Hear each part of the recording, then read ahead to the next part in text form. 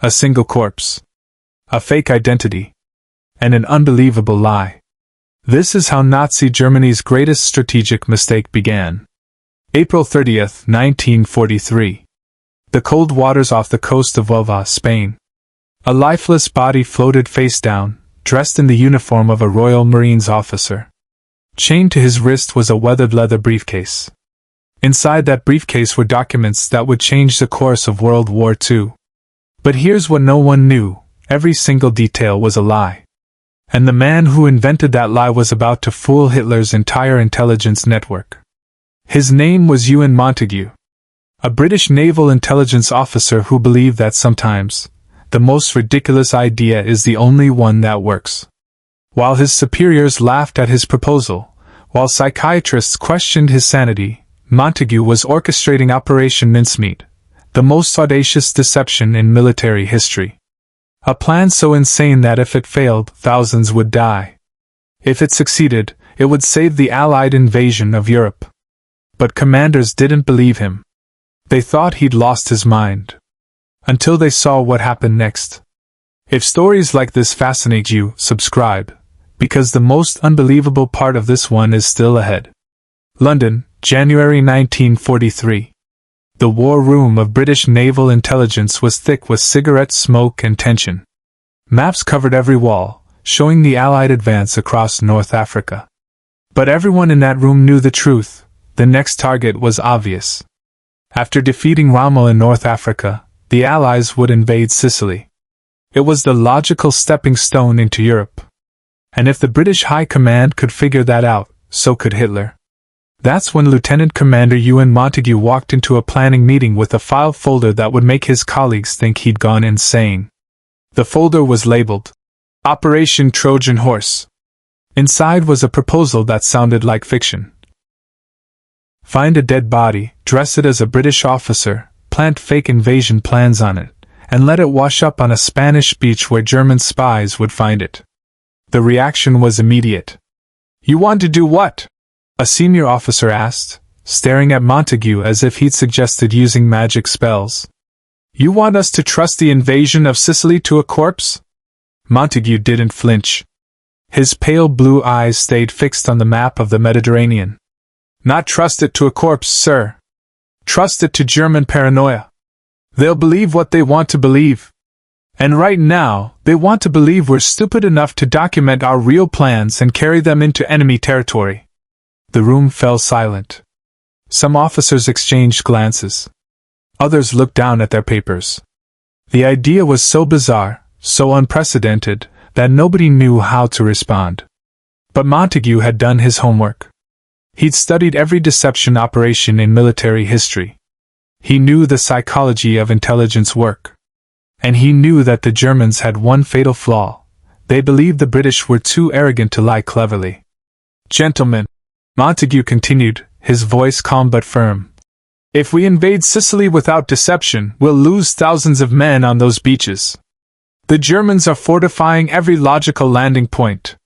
But if we can make them believe we're going to Greece and Sardinia instead, they'll move their forces.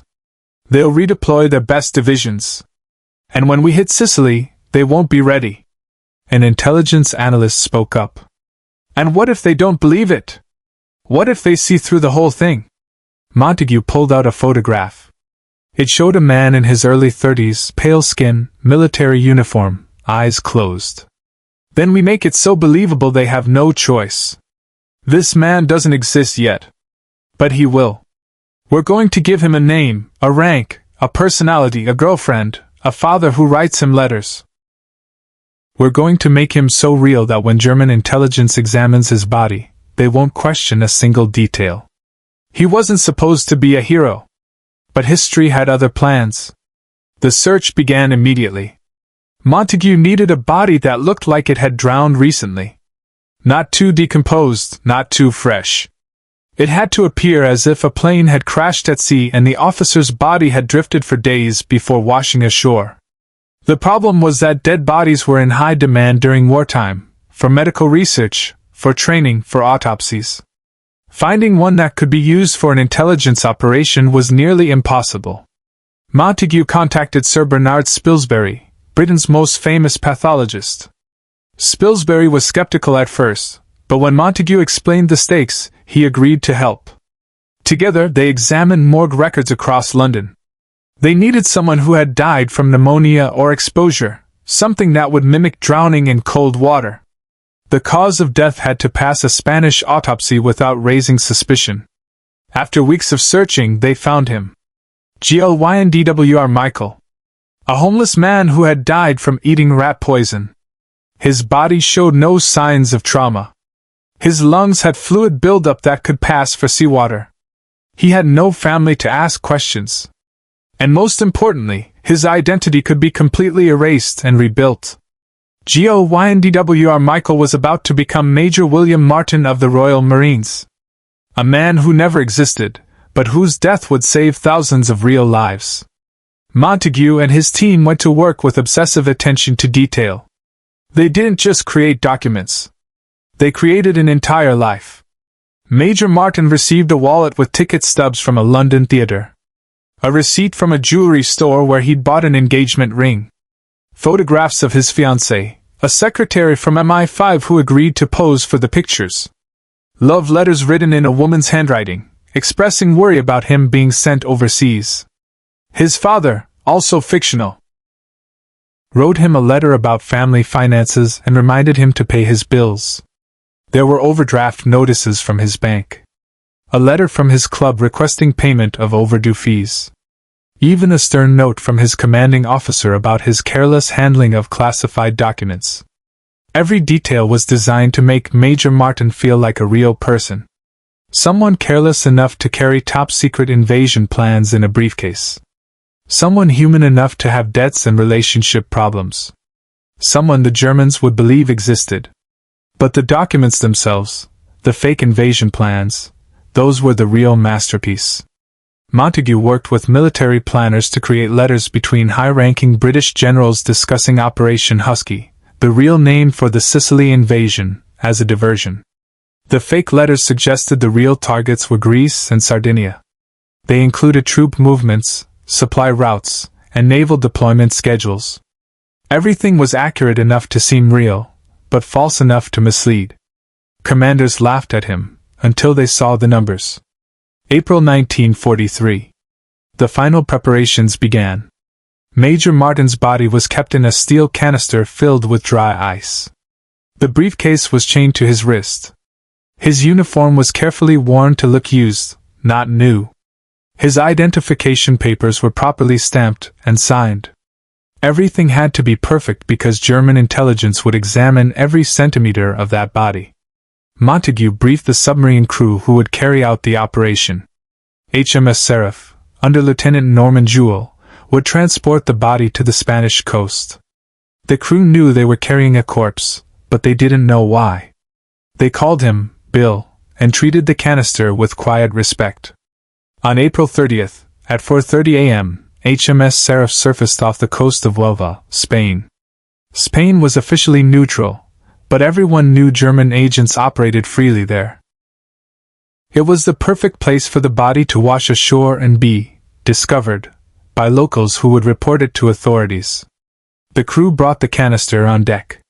Montagu had included a life jacket on the body to make it float correctly. They opened the canister, pulled out Major Martin, and carefully placed him in the water. For a moment, the crew stood in silence, watching the body drift in the dark Mediterranean waters. Lieutenant Jewell later wrote in his report, "We pushed him off just before dawn. He looked so real in that uniform, with the briefcase chained to his wrist. For a second, I almost expected him to wake up." HMS Seraph dove and disappeared into the depths. Major William Martin floated toward shore, carrying documents that would deceive an empire. The body washed ashore at 9:30 a.m., discovered by a Spanish fisherman named José Antonio Rey Maria. He immediately reported it to local authorities. By noon, the body was in the hands of Spanish officials. By evening, German intelligence in Madrid knew about it. And the trap was set. What happened next would be studied in intelligence schools for decades. The Spanish conducted an autopsy and confirmed drowning. They photographed the documents in the briefcase, carefully, so the British wouldn't know they'd been opened. Then they returned everything to British officials, claiming they'd respected diplomatic protocols. But German intelligence had already photographed every page.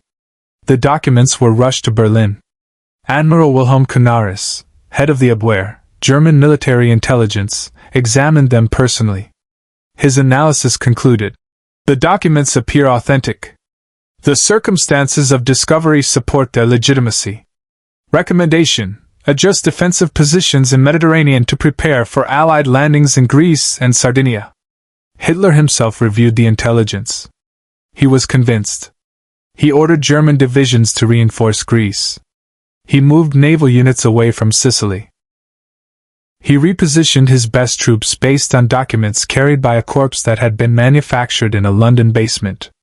But this is the moment no one in the entire war ever saw coming. July 10, 1943. Operation Husky began. Allied forces landed on the beaches of Sicily. They expected fierce resistance. They expected German divisions to be waiting. Instead, they found scattered defenses and confused Italian units. The German reinforcements that should have been there had been moved to Greece weeks earlier. British and American troops advanced faster than anyone had predicted. Towns fell within hours instead of days. The casualties were far lower than the most optimistic projections. Intelligence officers couldn't believe what they were seeing. Where were the German defenses? Back in London, Ewen Montagu sat in his office, listening to radio reports from Sicily. He didn't smile. He didn't celebrate. He just closed his eyes and breathed. His insane plan had worked. His ridiculous idea, the one that commanders had laughed at, the one that psychiatrists had questioned, had saved thousands of lives. A telegram arrived at his desk 3 days later. It was from General Eisenhower himself. The success of Operation Husky owes much to the confusion created in enemy ranks. Your operation exceeded all expectations. Montagu filed the telegram away. He never spoke publicly about Operation Mincemeat during the war. The operation remained classified for years. Major William Martin's grave in Huelva, Spain, still exists. The headstone reads, "William Martin, Major, Royal Marines. Beloved son. Dulce et decorum est pro patria mori." Only decades later did historians reveal the truth. Glyndwr Michael, the homeless man who died from rat poison in London, had become one of the most important figures in World War II. His body had delivered a lie so perfect that it changed history. The leather briefcase. The fake love letters. The overdraft notices. Every tiny detail had combined to create a deception so complete that Hitler's entire intelligence apparatus had fallen for it. Not because they were stupid, but because Montagu understood something fundamental about intelligence work. People see what they expect to see. And in 1943, the Germans expected the British to be predictable. Share this story, because forgotten ideas deserve to live forever. The impact of Operation Mincemeat extended far beyond Sicily. When the Allies landed at Normandy a year later, Hitler hesitated to send reinforcements because he'd been deceived before. He questioned every piece of intelligence. He doubted his own generals. The paranoia that Montagu had planted in 1943 continued to undermine German decision-making through 1944 and 1945. After the war, Ewen Montagu wrote a book about the operation called The Man Who Never Was. It became an international bestseller. He was careful not to reveal classified methods, but he wanted the world to know that sometimes, the most unconventional ideas are the ones that win wars. In interviews, Montagu was always humble. "I didn't save lives," he would say. "I just gave commanders better odds. The real heroes were the men who stormed those beaches." But historians disagreed. They calculated that Operation Mincemeat likely saved between 10,000 and 30,000 Allied lives by reducing German defenses in Sicily. The techniques Montagu pioneered became standard practice. Every major intelligence agency now has units dedicated to deception operations. The idea of giving the enemy what they want to believe became a fundamental principle of modern intelligence work. From the Cold War to modern conflicts, the The shadow of Operation Mincemeat can be seen in countless operations. The briefcase that was chained to Major Martin's wrist is now displayed in the Imperial War Museum in London. Visitors stand in front of it, reading the information placard, trying to imagine the audacity it took to dream up such a plan. Some laugh at how absurd it sounds. Others shake their heads in disbelief. But the ones who understand intelligence work, they just stare at that briefcase and think, someone actually had the courage to try this. In 1996, British intelligence finally released the full details of Operation Mincemeat. Researchers gained access to classified files that revealed just how close the operation came to failing. The Spanish pathologist who examined Major Martin's body had been suspicious. He noted inconsistencies in the state of the corpse. But German intelligence, desperate for any advantage, had chosen to believe the documents anyway. It wasn't just Montagu's cleverness that won. It was German desperation. It was their need to believe they had an advantage.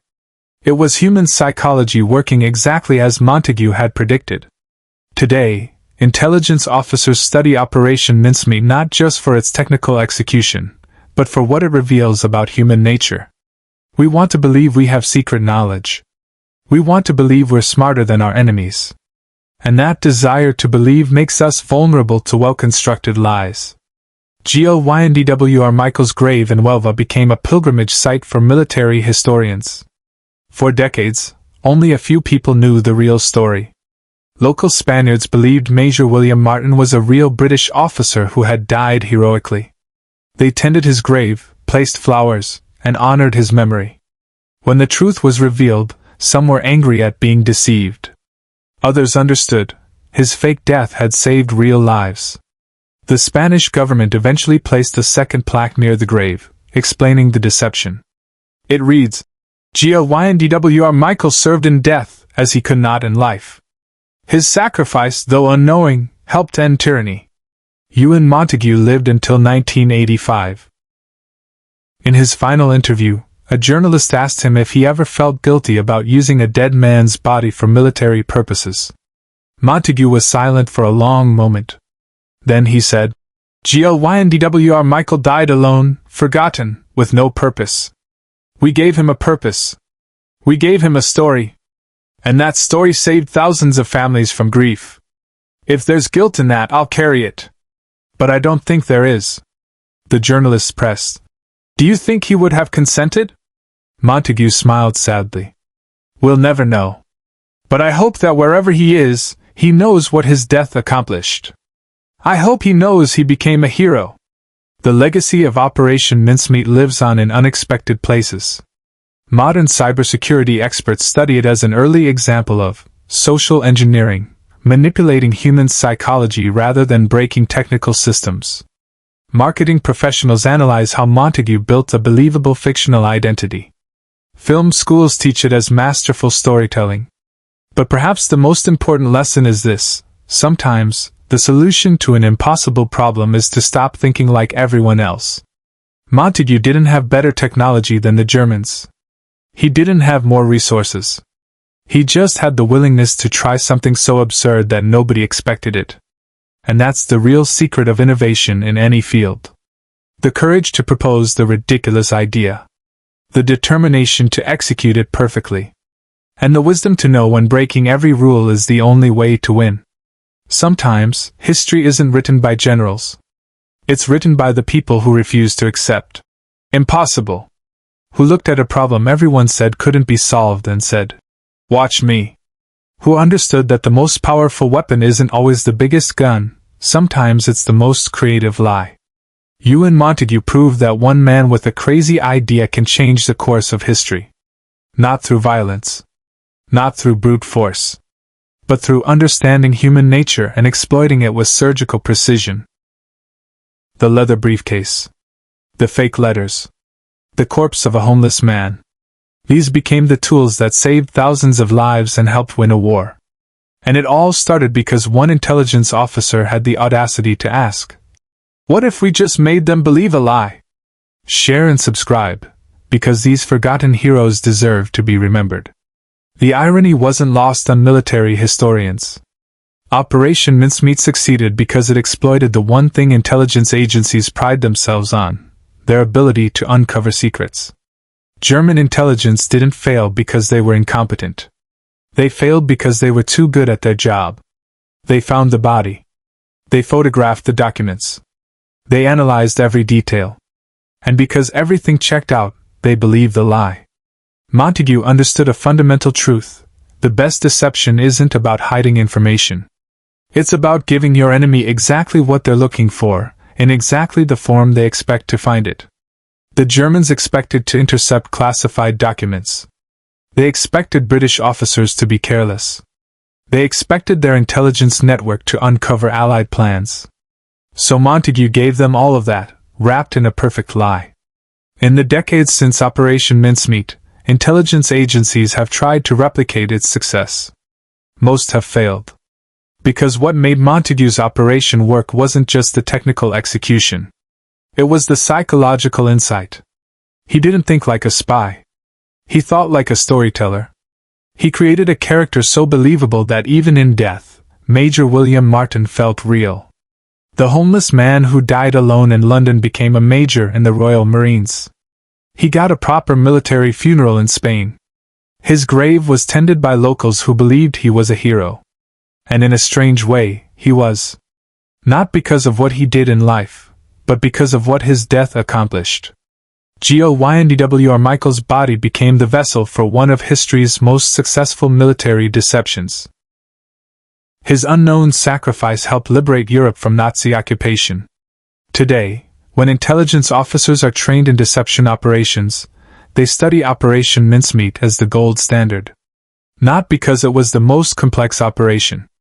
Not because it used cutting-edge technology. But because it understood human psychology better than any operation before or since.